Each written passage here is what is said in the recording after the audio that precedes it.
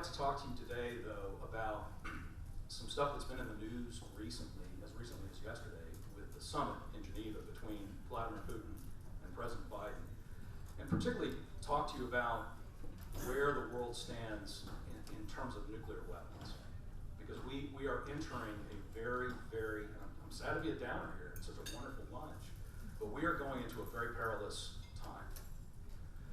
We are going into a world where the stability of the Cold War, where we and the Soviets, we and the Russians, we understood what the rules were, we had rough parity with each other, and the Chinese are about to kick over the apple cart. So I'm going to talk to you a little bit first about what the Russians are doing and how to interpret some of the diplo speak that came out of Geneva yesterday. And then I'm going to talk to you about what the Chinese are doing, and because, of course, you can't be a former Pentagon guy without PowerPoint slides. Little joke about the Admiral who dies and goes to heaven, and he's queued up at the pearly gates, and St. Peter says, why should I let you in? And the Admiral says, that is an exceedingly easy question to answer. First slide, please. So we will have a couple of pictures just to underscore when I get to the Chinese section. But let me say that in terms of Russia, since Vladimir Putin has come to never-ending control of Russia, I mean, he's been through 5 presidents, Russia's reliance on nuclear weapons has steadily increased. They've adopted a highly provocative nuclear doctrine that embraces this idea of early escalation to use of nuclear weapons. They call it escalate to win. And their idea is that, and by the way, I've sat across the table now from the Russian general staff on many occasions, and they mean it. They believe that the laws of war don't apply, and that in a conflict with NATO, and remember, this is a country that feels free to invade and seize other people's territory. They did it in Crimea. They occupied parts of Georgia, the Republic of Georgia. They occupied parts of Moldova. This is not some kind of far-fetched scenario when we think about the Baltic nations in particular. Here I'm talking about Estonia and Latvia and Lithuania. The Russians have this idea that if they invade, they go nuclear quick and NATO folds rather than retaliates. And in keeping with this dangerous way of thinking, they are building up and modernizing an arsenal of thousands of these medium and short-range nuclear weapons, not the ones that can reach the United States on intercontinental ballistic missiles and submarine-launched ballistic missiles and bombers. Here I'm talking about landmines and artillery shells and just all kinds of things. I mean, if the Russians could power, the kitchen blender with a nuclear reactor, they would. This is the kind of thinking that we have over there. So when you hear about, for instance, the New START treaty, yesterday the Biden administration was crowing about New START, this and that. The reality is that the New START treaty only constrains those long-range missiles that are able to hit the United States. It does absolutely nothing with regard to the Russian arsenal that sits focused on NATO, on our troops in Europe and our allies. That is 60% of the Russian nuclear warhead inventory is completely outside of this New START treaty. And what President Biden agreed to yesterday does nothing to address that fact. The Senate was not well pleased by this when it agreed to ratify the New START treaty, and in fact attached a very stringent condition that the Obama administration had to get at it and focus on a new deal that would constrain these kinds of weapons. And unfortunately, that didn't happen. And the size of that arsenal has steadily grown, and the variety of weapons that they are deploying continues to increase. And then you have the Russians acting like there's some kind of distinction between the use of strategic nuclear weapons against us versus some kind of battlefield activity. We have warned them, I have warned them. This is a constant theme. I'm sure the Biden administration will warn them in forthcoming talks that there's really no such thing as strategic nuclear weapons use. The use of any nuclear weapon is a strategic event that will immediately and fundamentally change the nature of the conflict. It's because of this, and because Russia's also producing literally some crazy Dr. Strangelove kind of capabilities. I'll give you an example. They are building a nuclear-powered cruise missile with a nuclear warhead. So the idea is this nuclear-powered cruise missile flies around, it's spewing radiation out the back. It's a flying Chernobyl. And why do you need this? It's absolutely ludicrous, but this is the kind of stuff that Vladimir Putin not only is investing in, but he's proud of. For him, it's an ego thing. It's what gets him on the global stage as an actor. For this reason, we repeatedly refused the Russian request to have President Trump reiterate the Gorbachev-Reagan statement, which was very important at the time, which is that nuclear war is unwinnable and must therefore never be fought. Now, we completely agree with that. But having the President of the United States stand up there and sign up to such a statement with Vladimir Putin, when we know that Putin thinks nuclear war is winnable, that he has active war plans to engage in it in an invasion of NATO, this is ridiculous. It would be like doing a joint statement with Pol Pot on genocide. It's absolutely the wrong thing to do, and Joe Biden just did it yesterday. So this is unfortunately the kind of stuff we're dealing with. Now, lying about their doctrine, about implementing the presidential nuclear initiatives, which were the things that followed that Reagan-Gorbachev statement, where the Russians promised to get rid of all of these short and medium-range systems I was just talking about. Instead, they're building more of them. They did promise to get rid of them all. But they're also lying about their promise not to engage in nuclear testing. At their test site, they're testing with nuclear yield. We're not. We haven't engaged in a nuclear yield explosion since 1992. But the Russians are. I suspect the Chinese are as well, by the way. We also can't forget that Russia clandestinely cheated on the INF Treaty, which was a treaty that Senator Helms aggressively tried to prevent the United States from ratifying. Unfortunately, we didn't win that fight, but he knew the Russians would cheat, and lo and behold, they did. For more than a decade, that was a treaty, by the way, that precluded, in theory, both sides from having these medium-range ballistic and cruise missiles that carry nuclear warheads. So we lived up to our end of the bargain, because we always do, because we're a law-abiding nation, we're a democracy, we follow the rules. So we didn't build these kind of missiles, but Russia did. And they've now deployed multiple battalions of these weapons, again, focused at our bases in Europe and at our allies.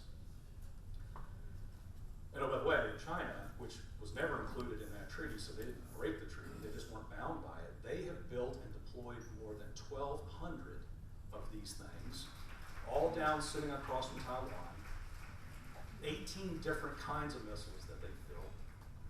And now we, of course, see Vladimir Putin trying to sucker the Biden administration into a so-called INF moratorium. So he can cheat and build his missiles, but he wants us to promise not to have similar kinds of capabilities. In my view, instead, what we need to do is accelerate both the Marine Corps and the Army's programs to have these medium-range capabilities, not to make them nuclear. There's no plans to put nuclear warheads on them. We don't need to. But we do need to have missiles with this kind of range and capability. Yes, for NATO to deter Putin from invasion of our allies, but really for the Asia-Pacific region because of what China is likely to do in the coming years. So that brings me to Communist China and what its intentions are.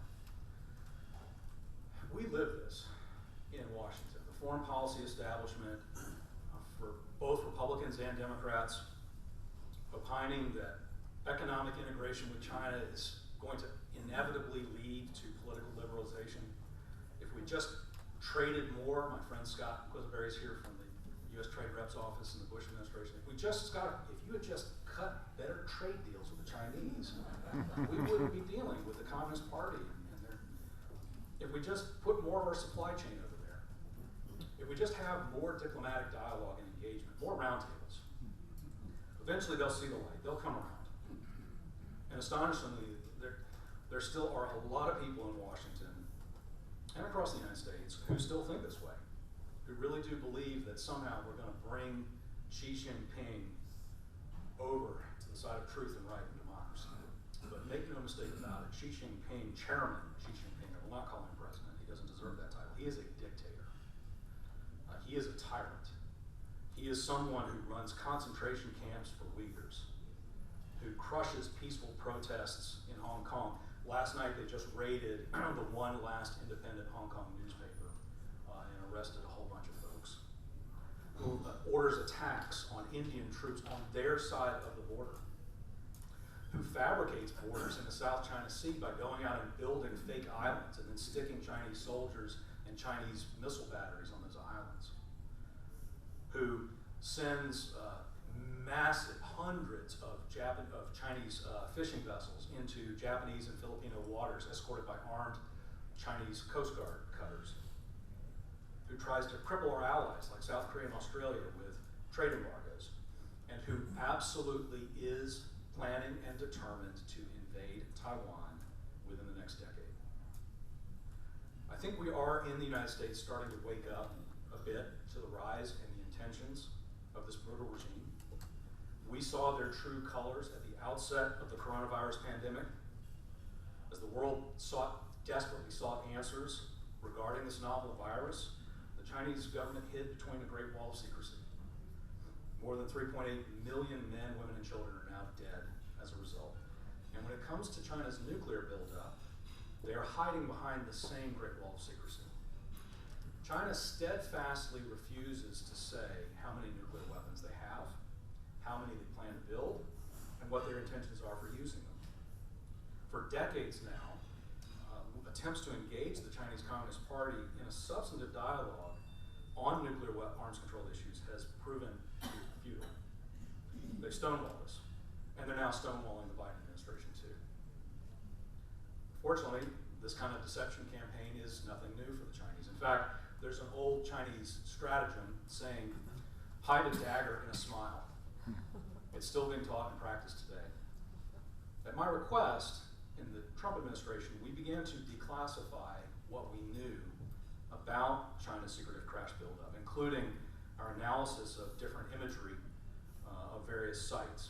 And what I'll do now is start with my PowerPoint slides to just give you some examples. So this is overhead satellite pictures of the big military parade that they have every 10 years or so.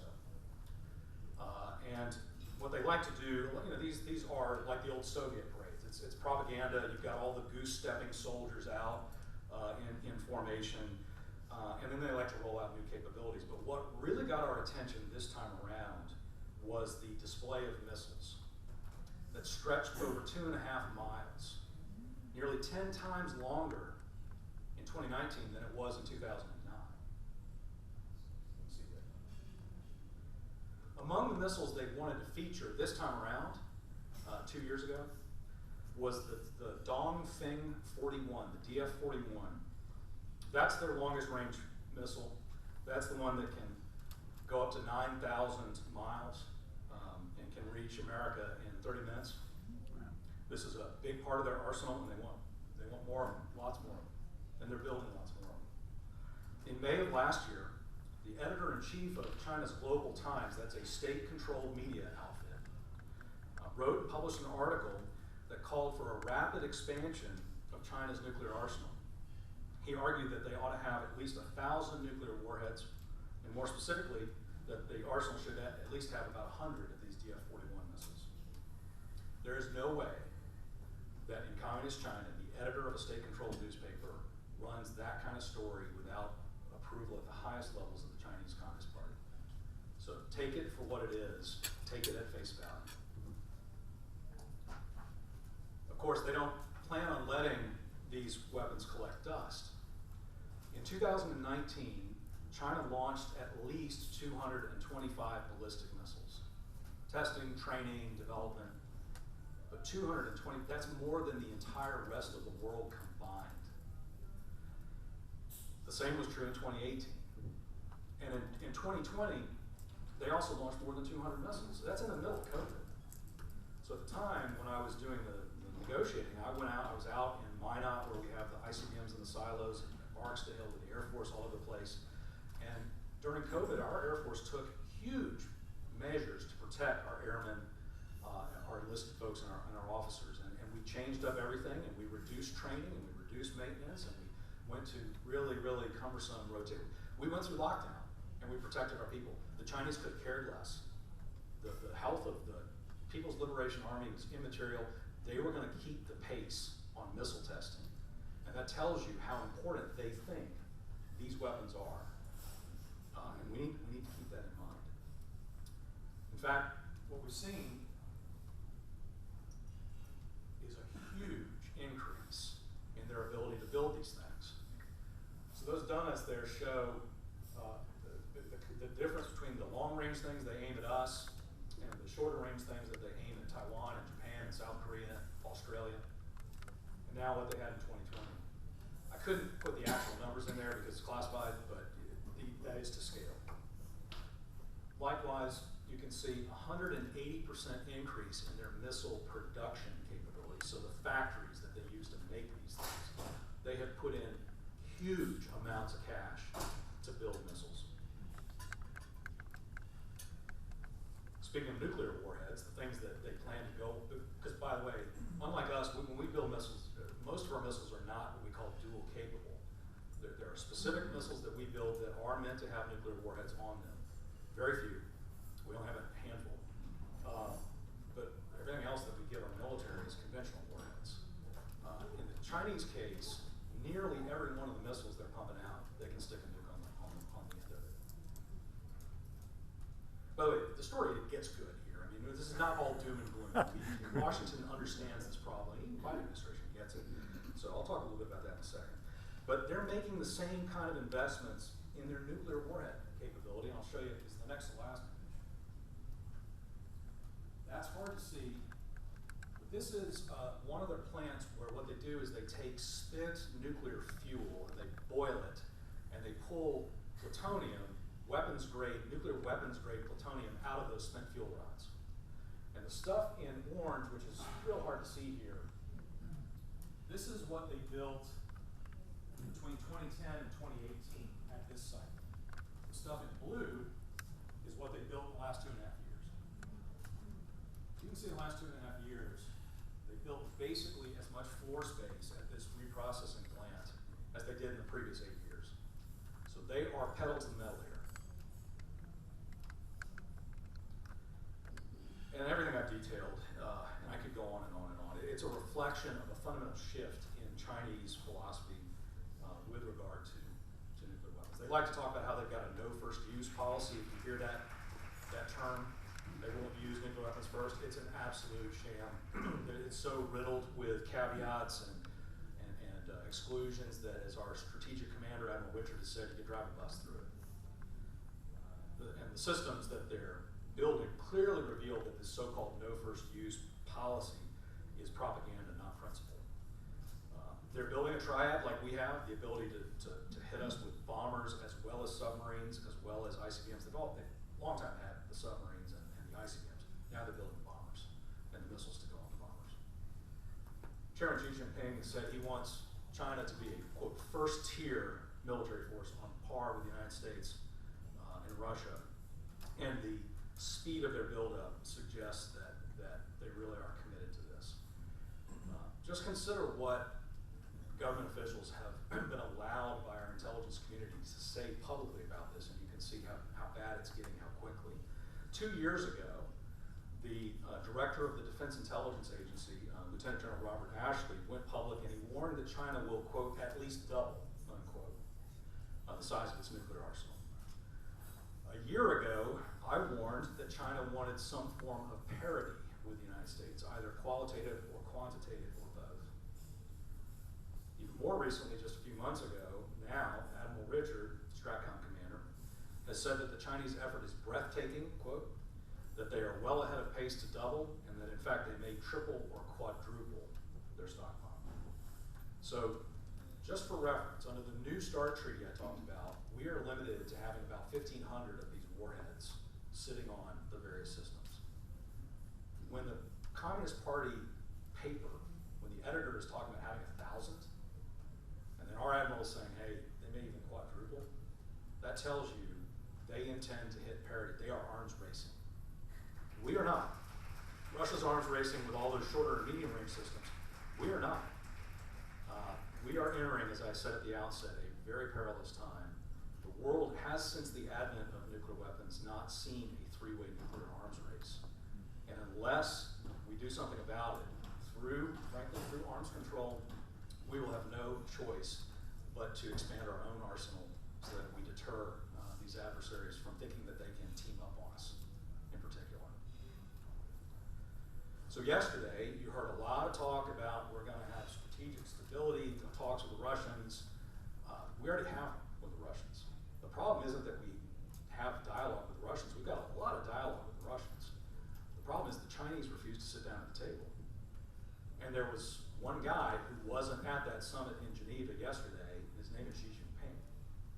So whatever we think we're going to do with the Russians on arms control, unless it includes the Chinese, A, it will do nothing to address this, and B, that treaty's dead on arrival in the Senate. As Senator Nance was very fond of saying, he really didn't like an arms control deal. So what do we do about it?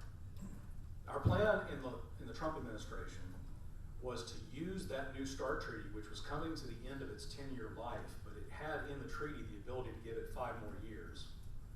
So what we planned to do, and what we were doing, is we were offering an incremental extension. The lawyers told us that we didn't have to do all 5 years at once. We could do 6 months, 1 year at a time. We could pick and choose life extension of that treaty up to 5 years.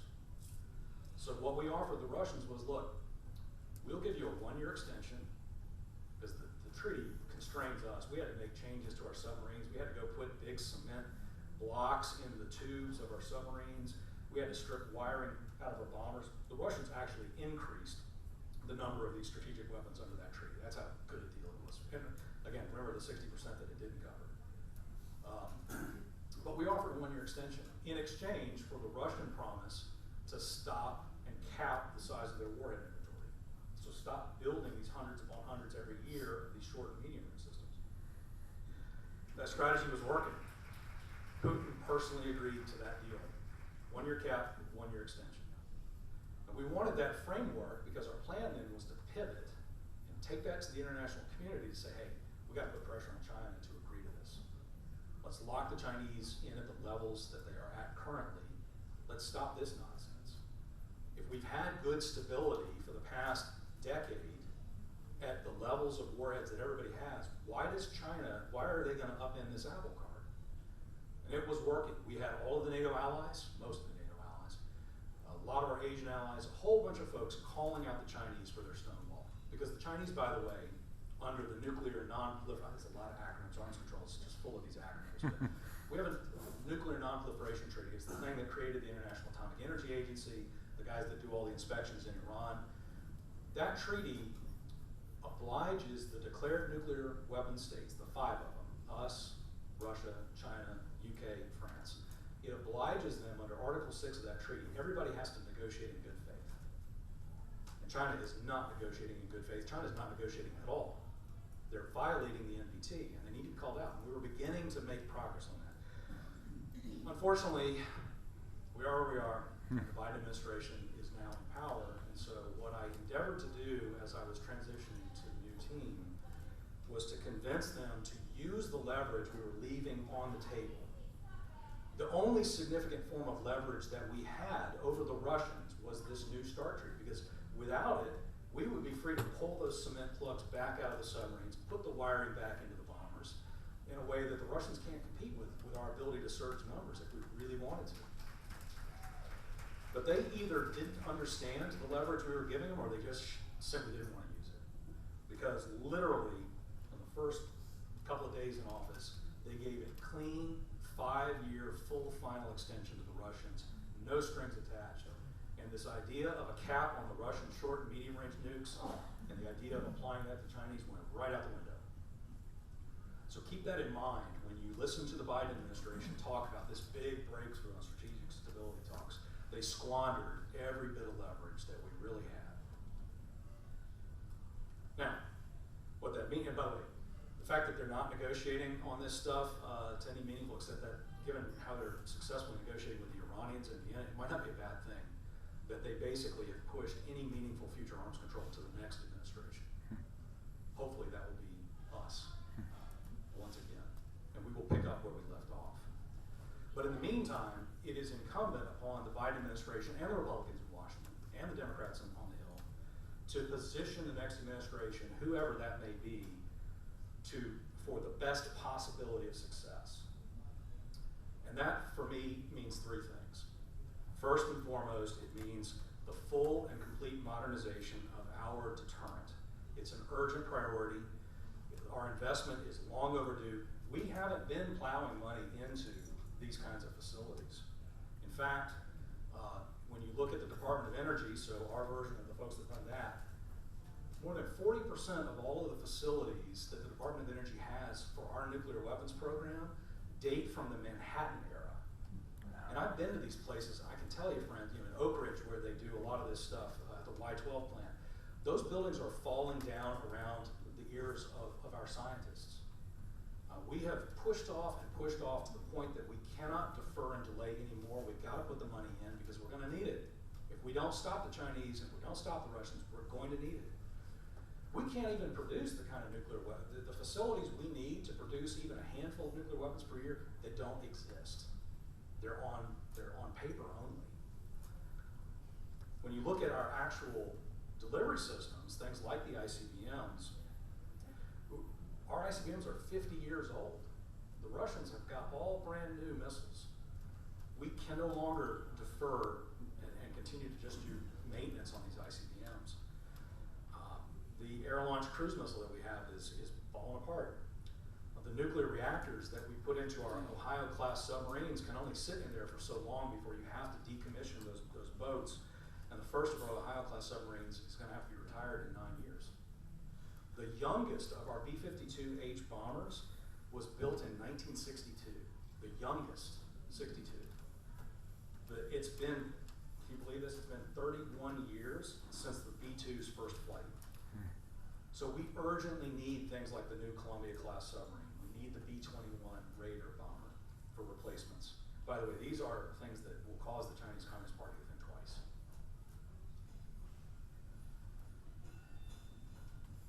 Luckily, members of Congress on both sides of the aisle are well aware of the urgency of this issue.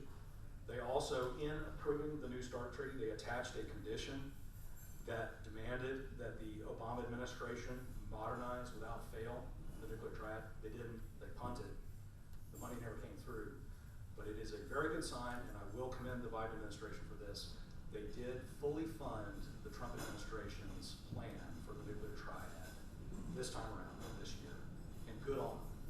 Now the rest of the defense budget is a hot mess. It doesn't, it increases by 2% when we know inflation is 5 or 6% or worse. So the rest of the defense budget is a problem. But as far as this narrow fundamental topic to our national security, the Biden administration did the right thing this time around. But the moment they submitted the budget, we now have the acting Secretary of the Navy come out and say, yeah, but I don't want to fund the nuclear tomahawk next year. So this will be a struggle, and we're going to have to keep our eye on it. But I would submit as taxpayers that of all the things in that defense budget, this is now of fundamental and most paramount importance. So in terms of conventional capabilities, we also urgently need to develop and deploy these medium-range missiles that we're now able to develop because we got out of the INF treaty that Russia was cheating on, which China built all those 1,200 plus missiles. So we do need to have those systems, and we need to be able to deploy them in Asia and Europe. We also need to be able to give them to our allies if they want to buy them or manufacture them. They also need, and here's my third point, which is they've got to capitalize on the diplomatic advances of the Trump administration. I understand that the Biden administration wants to trash everything that was done under the previous administration and disavow it and move on. But in this case, the stakes are too high, and they should take what we did and move forward with it. Like I said, if there is going to be a future nuclear arms treaty, the time for it is now, before the arms race has stopped, or has started rather. We've arrested the arms race as opposed to trying to negotiate a deal when the Chinese have already hit parity with us. Because again, friends, we are entering a world where it is not far from believable that Putin and Xi Jinping could team up on us. We should be thinking about that. I'm going to end on a high note though, because we shouldn't, there are not a lot of grounds for optimism right now, but there's also no reason to be overly pessimistic. We've been challenged before. Abraham Lincoln found a quote from him, and he's a man who well understood the relationship between our democratic principles and our national security. And he famously said, and I quote, "All the armies of Europe the treasure of the earth in their military chest, with a Bonaparte for a commander, could not, by force, take a drink from the Ohio or make a track on the Blue Ridge in a trial of 1,000 years. And he continued, as a nation of free men, we must live through all time or die by suicide. The only suicide in this equation is our failure to modernize the deterrent. I really appreciate the chance to be with all of you, reconnect with longtime friends. I got to figure out how that music career went. Before I did the Arms Control job, I was the Treasury Assistant Secretary working on illicit finance. I'd love to open the floor, time allowing. Jeff, you'll tell me when, but any questions you have, if I can give you a good answer, I will. If I don't know, I won't. Master, you were present at the founding of the whole concept of Star Wars missile defense. We've watched with interest Israel's defense against the Hamas missiles. Where are we on the technology front in defending against a potential incoming or inbound, whether it's Europe or America? That's a great question. We're in a pretty good place as far as the technology goes, and the Israelis just demonstrated it. And of course, remember back then, everybody said it couldn't be done. You can't hit a bullet with a bullet. Yeah, you can. In fact, what you can do now, during the Trump administration, one of the things we did is actually we figured out how to stitch all these sensors and satellites together, and you can hit a bullet with a gun that isn't even connected. We blew a cruise missile out of the air with a howitzer.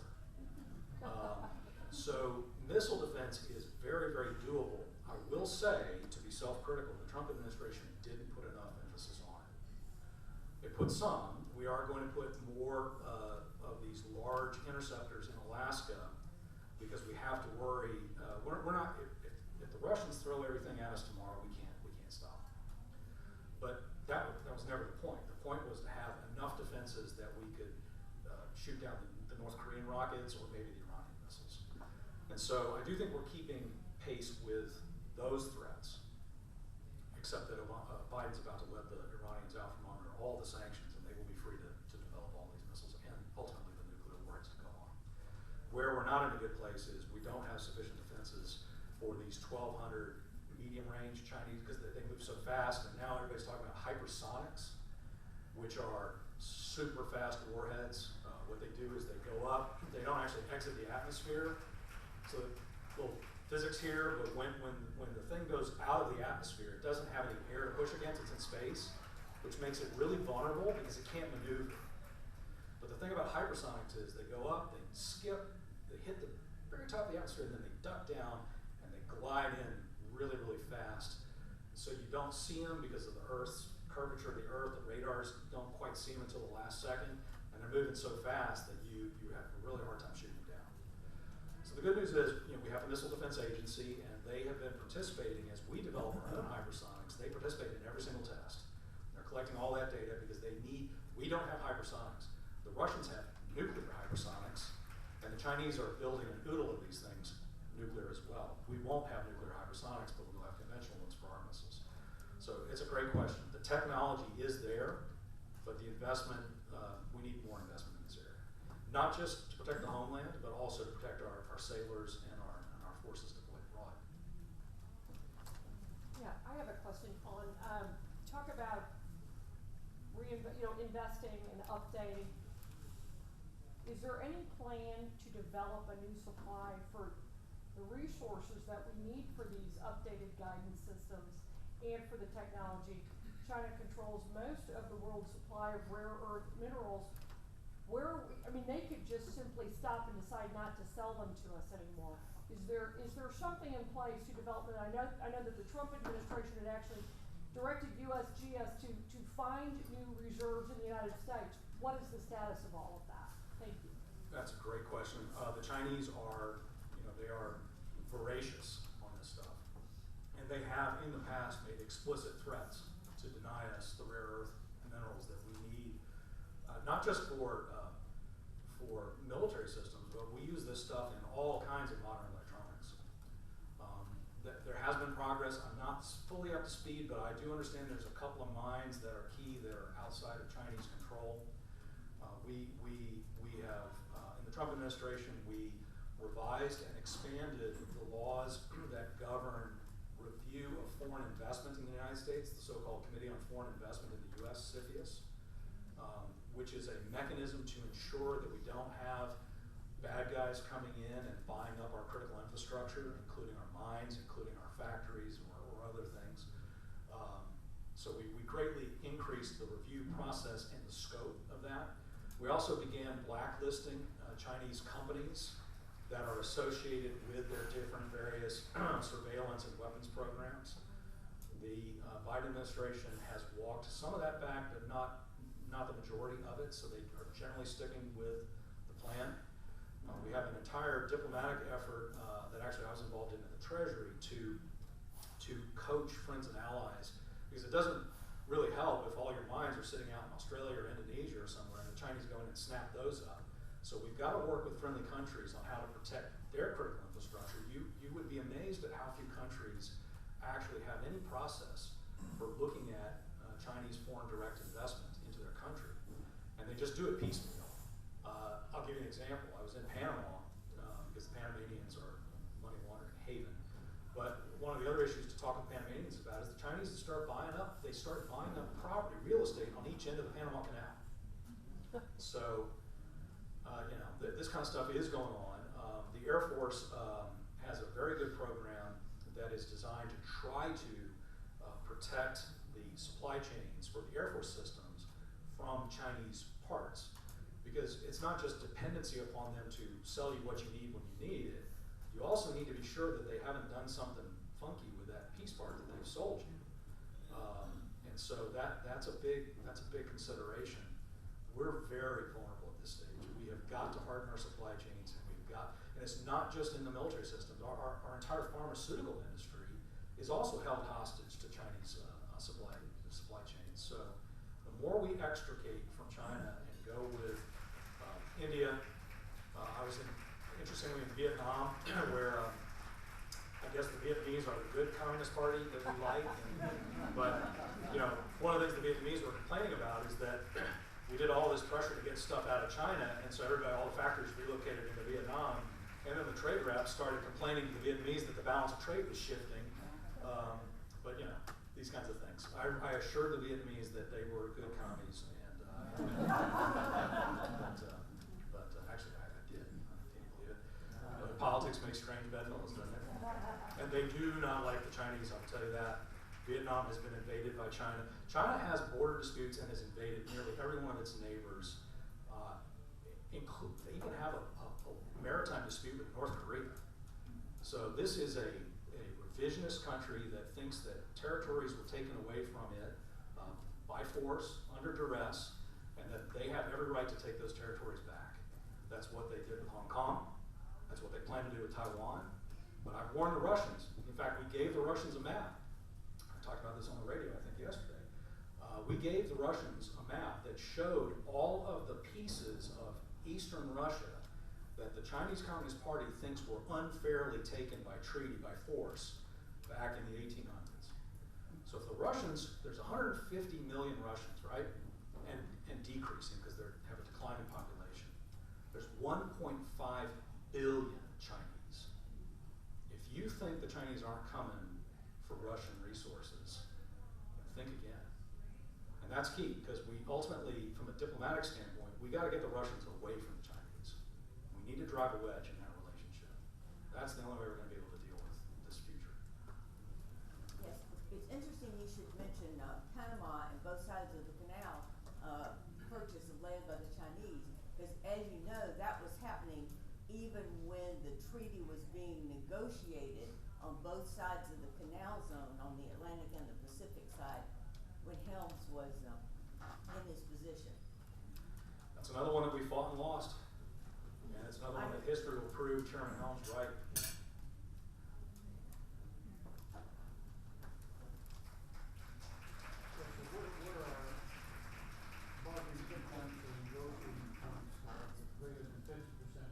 I'm sorry. Okay.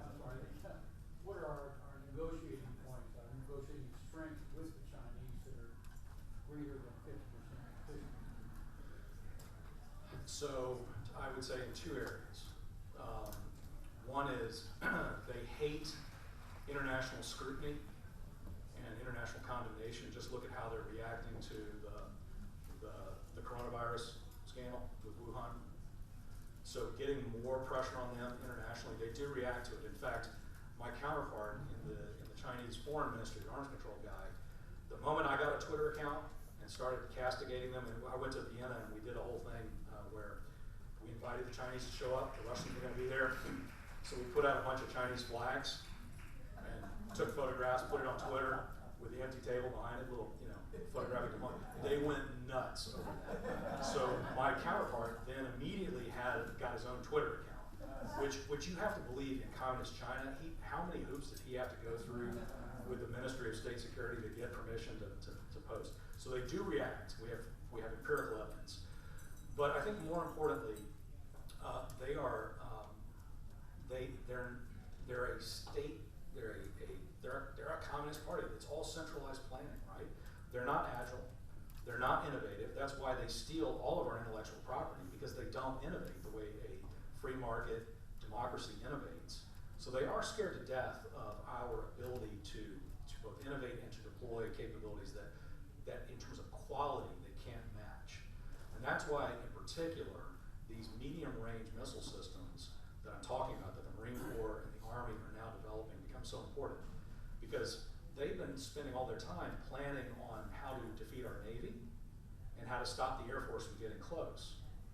But if you have mobile truck-mounted missiles roaming around Alaska or in India, that's something that will cause them to take a step back and to think twice. And that's going to be the key here. We have to get them off their game. I just highlight the fact that this is imminent, this Taiwan conflagration. By 2027, Xi Jinping will have ended his third term in office. And this is a guy who came to power committed to his Communist Party to reunify Taiwan with China by force if necessary. So that's just around the corner. That's 6 years from now. So we really do have to get at it. Maybe one more question. Thank you for coming to speak with us today. I'm not sure if you'll have an answer to this, but I'd just like to hear your opinion. Why do you think that the current administration, or any other administration for that matter, would not take all of the opportunities that they have presented to them to make our country safe and our allies and all of our troops abroad? Some of it has to do with a worldview. Some of it has to do with whether you are comfortable in your own skin. Are you comfortable recognizing the fact that the U.S. is the greatest power on earth, that we are a beacon on a hill, that we should not be apologists for how we lead the way for civilization? I really cringe when I listened to Vladimir Putin yesterday use talking points that I hear in Washington coming out of the Democratic Party every day of the week. It's the same talking points. He's talking about, trying to equate, I don't even get into it, but I mean, it's a whole bunch of whataboutism and false equivalency. I think in the case of the New START treaty, they just were emotionally wedded to it because it's the same crowd that was in the Obama administration that negotiated that treaty that came back into office. And so intellectually, they thought it was a good deal at the time. And if it were a good deal 10 years ago, why wouldn't it be a good deal for 5 more years? Well, the problem is 10 years ago, you didn't know China or Russia was cheating on the INF treaty. You didn't expect that Russia was going to invade Crimea, which they did right after that treaty was ratified, by the way. Remember, for those of you who look at arms control in a historical context, Russia's Soviet invasion of Afghanistan is what blew the Salt Lake Treaty, which Senator Helms also opposed. There's no way the Senate would have ratified the New START treaty if Russia had been doing all the things that it is now doing. The poisoning of Alex Navalny, declaring his opposition party to be terrorists. They just arrested another member of his party. They're going to kill Navalny in prison. They tried to kill him with the novel nerve agent, the Novichok agents, which we also warned the Russians when Senator Helms opposed the Chemical Weapons Convention. We warned that Russia was building this secret kind of nerve agent. It's all there in the documentation from the committee histories.